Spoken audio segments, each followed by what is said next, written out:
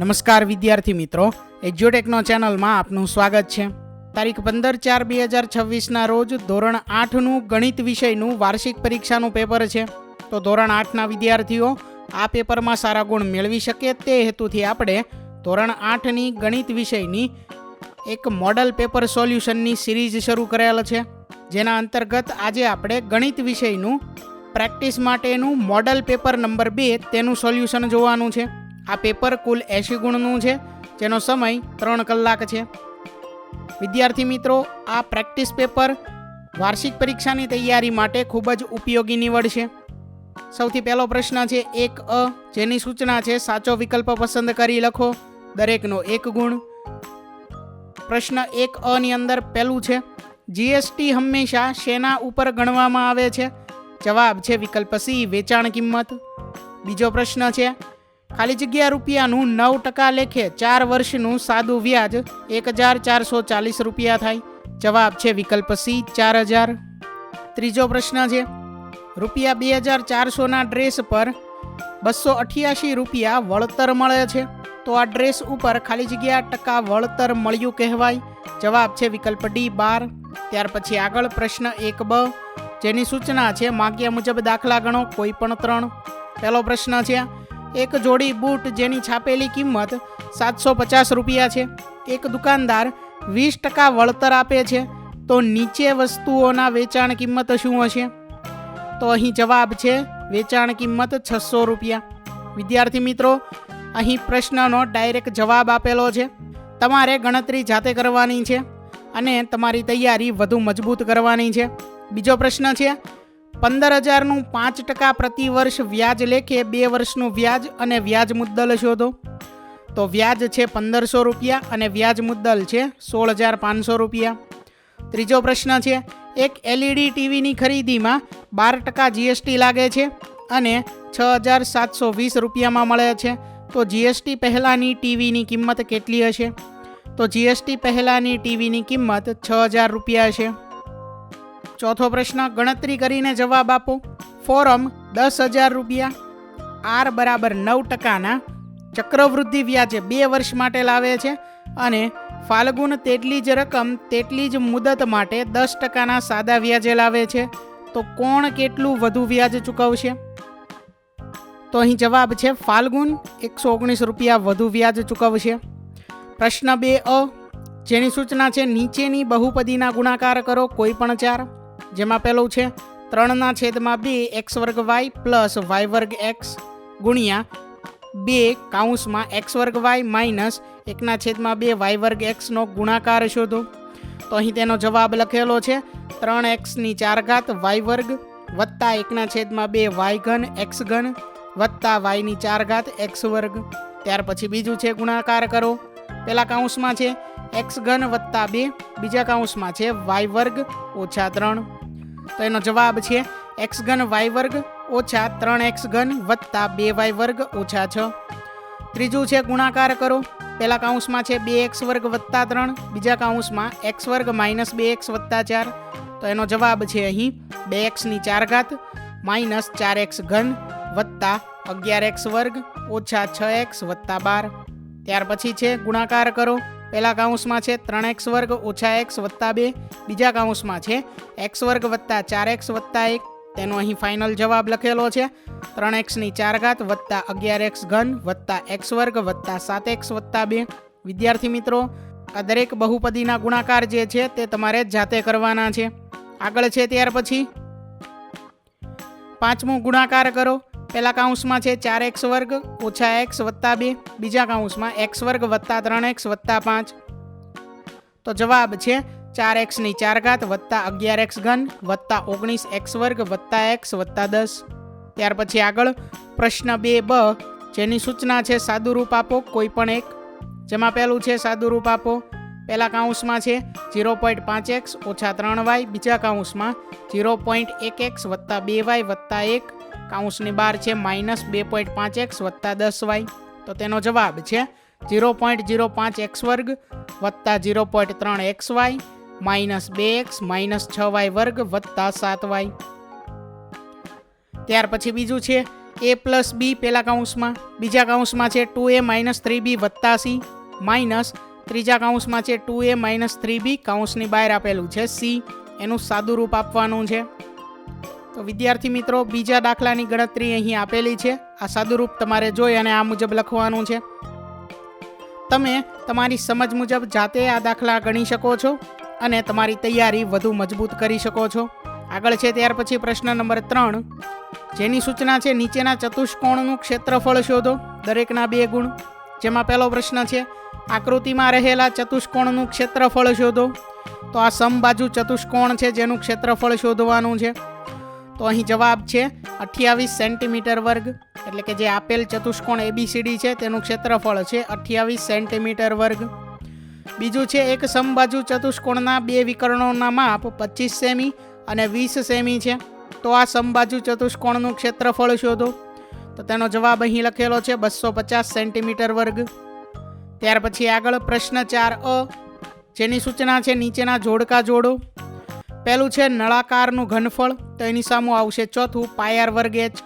બીજું છે નળાકારનું કુલ પૃષ્ઠફળ, તો એની સામું આવશે છઠ્ઠું 2πr કૌંસમાં r પ્લસ h. ત્રીજું છે નળાકારની વક્ર સપાટીનું ક્ષેત્રફળ, તો એની સામું આવશે પાંચમું 2πrh. ચોથું લંબઘનનું પૃષ્ઠફળ, તો એની સામું આવશે ત્રીજું 2 કૌંસમાં લંબાઈ ગુણ્યા પહોળાઈ, એટલે કે LB plus BH plus HL. ત્યાર પછી પાંચમું લંબઘનનું ઘનફળ, તો એની સામું આવશે પહેલું LBH. છઠ્ઠું સમઘનનું ઘનફળ, તો એની સામું આવશે બીજું L નો ઘન. ત્યાર પછી આગળ પ્રશ્ન 4b, જેની સૂચના છે નીચેના દાખલા ગણો કોઈ પણ એક. 4b ની અંદર પહેલો દાખલો છે એક માછલીઘર લંબઘન આકારનું છે, તેનું બહારથી માપ 80 સેમી ગુણ્યા 30 સેમી ગુણ્યા 40 સેમી છે. હવે આ માછલીઘરના તળિયા પર બંને બાજુ પર અને માછલીઘરની પાછળની સપાટી પર કાગળ લગાડવાનો છે. તો જોઈતા કાગળનું ક્ષેત્રફળ શોધો. તો વિદ્યાર્થી મિત્રો અહીં ફાઇનલ જવાબ આપેલો છે 8000 સેન્ટીમીટર વર્ગ. બીજો પ્રશ્ન છે નીચે આપેલી આકૃતિમાં બંને ડબ્બા કઈ રીતે સમાન છે અને કઈ રીતે એકબીજાથી જુદા પડે છે? કયા ડબ્બાનું પાર્શ્વ પૃષ્ઠફળ વધારે હશે? તો જવાબ છે કે બંને આકૃતિમાં સમાનતા, તો બંનેની ઊંચાઈ સરખી છે. બંને આકૃતિમાં જુદાપણું, તો નળાકાર ઉપરથી ગોળાકાર સપાટી ધરાવે છે, જ્યારે સમઘન તેની દરેક સપાટીથી ચોરસ આકાર ધરાવે છે. માટે નળાકારના પાર્શ્વ કરતાં સમઘનનું પાર્શ્વ પૃષ્ઠફળ વધારે છે. ત્યાર પછી આગળ પ્રશ્ન 5a, જેની સૂચના છે સાચો વિકલ્પ પસંદ કરી લખો, દરેકનો 1 ગુણ. 5a ની અંદર પહેલો પ્રશ્ન છે 5⁻³ વ્યસ્ત સંખ્યા કઈ છે? તો જવાબ છે વિકલ્પ બી 5⁻3. બીજો પ્રશ્ન છે 1.653 ગુણ્યા 10⁴ નું સામાન્ય સ્વરૂપ છે? જવાબ છે વિકલ્પ એ 1653. અહીં ત્રીજા દાખલાની અંદર વચ્ચે ભાગાકારની નિશાની આવશે, બરોબર? 12x⁴, ત્યાર પછી અહીંયા આવશે ભાગાકારની નિશાની ભાગ્યા 3x⁶. 12x⁴ ભાગ્યા 3x⁶ બરાબર ખાલી જગ્યા. તો જવાબ છે વિકલ્પ એ 4x⁻². ત્યાર પછી આગળ ચોથું છે 1/8 બરાબર ખાલી જગ્યા. તો જવાબ છે વિકલ્પ ડી 2/1/3. પ્રશ્ન 5b, જેની સૂચના છે નીચેના દાખલા ગણો કોઈ પણ 3. 5b ની અંદર પહેલો દાખલો છે કિંમત શોધો 2⁻³ ગુણ્યા 1/2⁻² એના આખાની 5 ગુણ્યા 8⁻3. તો તેનો જવાબ છે 1/4. બીજો પ્રશ્ન છે સાદું રૂપ આપો 3x⁻² એનો આખાનો વર્ગ ગુણ્યા 2x⁻41 એનો આખાની 4 વત્તા 12x⁴ એનો આખાનો વર્ગ. તો એનો જવાબ અહીં આપેલો છે 1. ત્યાર પછી ત્રીજો છે કિંમત શોધો 5/7 એનો વર્ગ એની આખાનો ઘન ગુણ્યા 7નો વર્ગ એનો વર્ગ ભાગ્યા 5ના ઘન એનો વર્ગ. તો જવાબ છે 1/49. ત્યાર પછી ચોથો પ્રશ્ન છે સાદું રૂપ આપો 25 ગુણ્યા t⁻4 છેદમાં 5⁻3 ગુણ્યા 10 ગુણ્યા t⁻8. તો જવાબ છે 625/2 ગુણ્યા t⁻4. વિદ્યાર્થી મિત્રો પ્રશ્ન 5b તેના દરેક દાખલાની ગણતરી તમારે જાતે કરવાની છે. આગળ છે ત્યાર પછી પ્રશ્ન 6A જેની સૂચના છે ખાલી જગ્યા પૂરો, દરેકનો 1 ગુણ. 6A ની અંદર પહેલી ખાલી જગ્યા છે x એ y ના વ્યસ્ત પ્રમાણમાં છે તેને સંકેતમાં ખાલી જગ્યા રીતે દર્શાવાય. તો જવાબ છે x ચલે છે 1/y. ત્યાર પછી બીજી ખાલી જગ્યા, જો a અને b વ્યસ્ત પ્રમાણમાં હોય તો ખાલી જગ્યા અચળ હોય. જવાબ છે AB. ત્રીજું, જો x1 અને y1 થી x2 અને y2 વ્યસ્ત પ્રમાણમાં હોય તો ખાલી જગ્યા સત્ય છે. જવાબ છે x1 y1 બરાબર x2 y2. ચોથી ખાલી જગ્યા, ચોરસની બાજુની લંબાઈ 1 હોય તો ચોરસની પરિમિતિ ખાલી જગ્યા પ્રમાણમાં હોય છે. જવાબ છે સમ.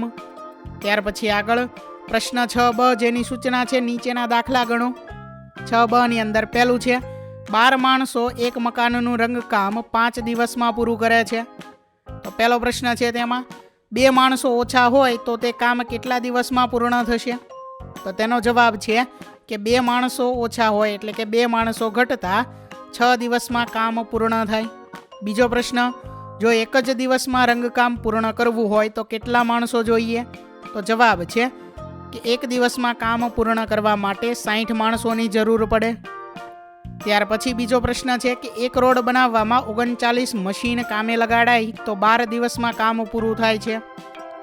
જો 52 મશીન કામે લગાડીએ તો આ કામ કેટલા દિવસમાં પૂરું થાય? તો જવાબ છે 9 દિવસમાં. ત્રીજો પ્રશ્ન છે એક મોટર કાર 75 કિલોમીટર પ્રતિ કલાકની ઝડપે જઈ 900 કિલોમીટરનું અંતર કાપે છે. જો આ મોટર કારની ઝડપ 100 કિલોમીટર પ્રતિ કલાક હોત તો તેટલું જ અંતર કાપતા કેટલો સમય ઓછો લાગ્યો હોત? જવાબ છે 3 કલાક.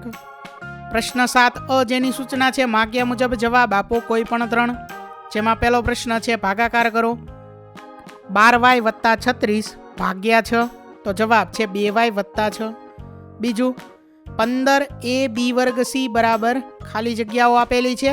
પહેલી ખાલી જગ્યામાં 3 આવશે, બીજી ખાલી જગ્યામાં 5 આવશે, ત્રીજામાં a, ચોથી ખાલી જગ્યામાં b, પાંચમી ખાલી જગ્યામાં b અને છેલ્લી ખાલી જગ્યામાં આવશે c. ત્રીજું છે x² y + xy² બરાબર xy. ત્યાર પછી ગુણાકારમાં કાઉન્સ આપેલો છે જે ખાલી જગ્યા છે તેમાં આવશે x + 1. ત્યાર પછી ચોથું છે ભાગાકાર કરો. 66 pq² r³ ભાગ્યા 11 qr². તો જવાબ છે 6 pqr. વિદ્યાર્થી મિત્રો, દાખલાની ગણતરી, ભાગાકાર, સાદુરૂપ આ દરેક વસ્તુ તમારે જાતે લખવાની છે. આ દરેક વસ્તુની પ્રેક્ટિસ તમારે જાતે કરવાની છે. આગળ છે ત્યાર પછી પ્રશ્ન 7B જેની સૂચના છે નીચેના દાખલાની ગણતરી કરી જવાબ લખો કોઈ પણ 2. જેમાં પહેલું છે અવયવ પાડો x² + x - 20. તો અહીં અવયવ છે x - 10 અને બીજો અવયવ છે x + 3.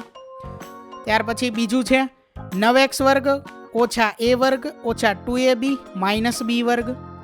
તો એના અવયવ છે અહીં 5 કૌંસમાં 3a - 4b અને 3a + 4b. ત્યાર પછી ત્રીજો પ્રશ્ન છે ભાગાકાર કરો. 12xy કૌંસમાં 9x² - 16y² ભાગ્યા 4xy કૌંસમાં 3x + 4y. તો એનો જવાબ છે 3 કૌંસમાં 3x - 4y. ત્યાર પછી આગળ પ્રશ્ન 8A જેની સૂચના છે આલેખના આધારે પ્રશ્નોના જવાબ લખો. 8A ની અંદર પહેલો દાખલો છે એક ટપાલી કોઈ નગરથી તે જ નગરના એક ઉપનગરમાં એક વેપારીને પાર્સલ પહોંચાડવા સાયકલ લઈને જાય છે. જુદા જુદા સમયે નગરથી તેનું અંતર નીચેના આલેખમાં દર્શાવેલ છે.